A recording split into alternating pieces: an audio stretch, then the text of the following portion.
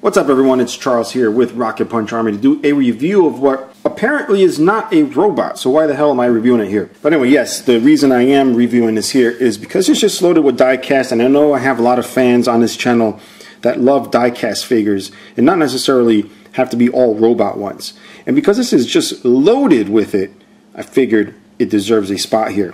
So this is the Elite Series Star Wars Stormtrooper, the First Order Stormtrooper from the upcoming Force Awakens movie, which I'm so excited to see.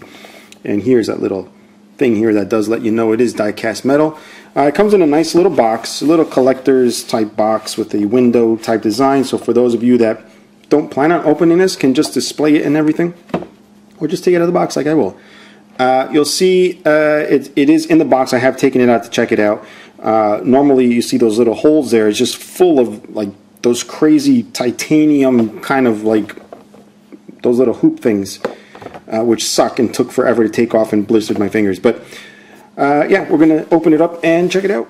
Oh, and by the way, I forgot to mention, you're not gonna find this like in Toys R Us. It's not a Hasbro product. It is, as we look back here, a Disney product. So this is something you could find maybe in the Disney store. During Force Friday was the best bet of you finding this. Now it's pretty much near impossible. So I did order this online. I just wish I had made it out for Force Friday. Now there's also Kylo Ren, and I think they also have Captain Phasma and a couple other figures from Force Awakens. I don't have the booklet. It doesn't actually come with a booklet here to tell me which figures are available. But I did happen to get, before I continue, this here, which I figured I should point out. I did receive this, which doesn't show the Stormtrooper I'm looking at right now. It does show the regular Stormtrooper and Darth Vader, everybody from the previous movies. So if we take a look here, we have the regular Stormtrooper available November 9th. Then we have down here Grievous, available October 26th. We also have Darth Maul, Anakin, Darth Vader, which I'm sure is amazing in diecast, and of course Boba Fett. But if we look here, there's a question mark. And it's not from any of the previous episodes. It says Star Wars The Force Awakens. So we don't even know what that's going to be. I'm thinking there's like a big surprise that they're going to reveal once the movie does come out. I know Josh B from Collection DX has a theory that Kylo Ren is not the main bad guy. There's probably some other big crazy ass bad guy, which is probably what that figure is, but we won't know till December 18th when that figure comes out. I had to stop for a sec because my phone rang and this guy just fell over, and then all of a sudden I heard rattling on the inside. So what I did is take apart a couple of screws. I was able to split them open just a little bit, and it was this.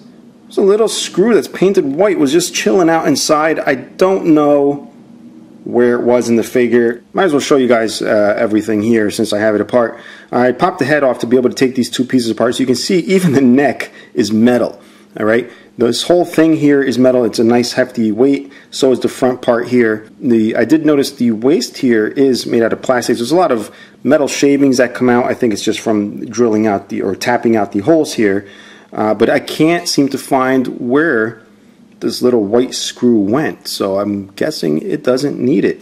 Alright, so the set also comes with a base here, a little stand piece, whatever you want to call it, that says Star Wars, and it's got some little panels molded in. The back is pretty much nothing, just copyright, license, notice, whatever. You unfortunately do need it. It's not absolutely needed, but this probably will topple over on its own. I mean, it can stand on its own, just don't recommend it. And even, and I don't know if it's going to be with all of them, even while it's on here, it has to be pretty stable, because it's not even like that firm of a little peg here, where it's, you know, it's still a little wobbly. It's not so much the ankles, it's just the peg. It might be a little bit too small maybe for the little hole, but we're going to go ahead and stand them right here, right, and take a complete look at this guy. And aside from it being a fabulous looking Stormtrooper, the second thing that strikes you, aside from how good looking he is the fact that it feels wonderful. It's nice and cold. We're just hitting fall here, the end of summer, so you know, the room is kind of cold and it just feels amazing in my hand. And it's hefty. I mean, this thing, it's like a little 6-inch, it's a little bit bigger than a 6-inch figure, which we'll get into in just a moment with the scaling. But it just feels like really heavy. It feels like a Stormtrooper should feel. I don't know. I guess if you shrunk one down, this is what they would weigh like in scale. As you can see, the sculpting is rather nice, and right now it's standing on its own, just to prove it is. Okay, you have a PVC head. That's probably my biggest complaint is the head. There's a lot of weirdness going on here. I don't know if it's the molding of the PVC or just sloppy paint-brushed apps. And it's a little more yellow than the rest of the figure. But again, it is a nice sculpt. We have the little shoulder pieces here, which are part of the arm. They're not separate. So if you want to articulate, they're going to be limited to basically the edge of the chest here, which is metal. So you don't want to bang that too much. Unfortunately, it doesn't have an upper chest articulation. The articulation is limited to the waist, but I do have to say that even though the little waist joint in here is plastic, it's metal to metal contact. So if you move this around too much, if you move it to one side, you're going to see where the metal will be showing, which is why I'm not going to articulate it. I don't want to loosen up the waist, from ripping paint off from articulating. Just believe me, it does have waist articulation. Over here, you do have metal to metal contact also on the elbows, but I don't know if they've painted the inside that are touching. Maybe they did. Obviously, arms do go forward and back. We have the hip joints here. These little pieces are, even though they're soft, well, I wouldn't say really soft. They're not like PVC soft, but they are somewhat flexible. Will allow you to bring the hips out about this far. You can see the joints right in there, little ball joints. And legs do go forward. Unfortunately, you can't pull the joints down to give you more articulation. So you're going to see right here, these panels are boom, right there, touching, boom. All right, so there's going to be a little spot here primed for, some chipping if you're not careful. The knee joints, wish they were double jointed, but they're not. But they do have a fair amount of articulation. And then we get down to the feet here. So the feet do move back and forth this way. It's a little peg there.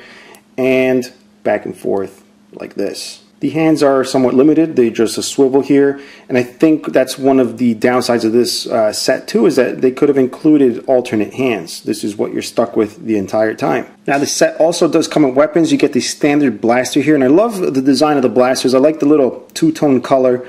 It really goes with the Stormtrooper very well instead of just having it be all black. And you also get a smaller pistol. The cool thing about the smaller pistol is if you're holding the blaster, so let's go ahead and do that. Let's actually hold the blaster in his hand here. Right, the finger does actually go into the little trigger there. It's not really over the trigger, but it's, I guess, close enough. But the little pistol, you'll see there's a little thing here. You can actually hook the pistol onto it. And I would do this carefully since the paint does make this a little bit thicker. This was designed to fit around it, I guess, without the paint on there when they, were doing all the measurements or whatever they do when they're pre-production. But it does go on there fairly easily, and it holds. And I wouldn't do that too much. Eventually, you're going to start chipping the white here, which may or may not be a big deal to you guys, but for me it is. Another little weird thing I did notice is they don't plug the holes. I just realized this isn't actually a plugged hole from when I took it apart. But you can see all the screws, and for some reason on the legs they decided to put covers on there, which doesn't make any sense. And on this one the cover just went in way too far. Now I happen to have a thing for Stormtroopers. I don't have a lot of first order ones. I just have this diecast one I'm reviewing. I also have this one that's standing back here, which you'll find on my Chachi Power channel that I review, which is also from the Disney store. But this is so you get an idea of how he scales with a bunch of different ones. We got this little SD deformed one, little diecast deformity there. We also have this 3 3/4 inch, the regular Hasbro. Then we have the Bandai 1/12 kit. We also have the SH Figure Arts. We have a Medicom, is it Medicom? The 1/6 scale, which is shorter scale, whatever, I forgot who makes that. If we move up, we can see another Disney store Stormtrooper, which is awesome. Those Disney store upsize scale, whatever, Stormtroopers are awesome. And then of course we have the gigantic one, which I can't even reach. We can just take a look at his crotch at least. But yeah, that's my little Stormtrooper collection. I do have a bunch more, but not here.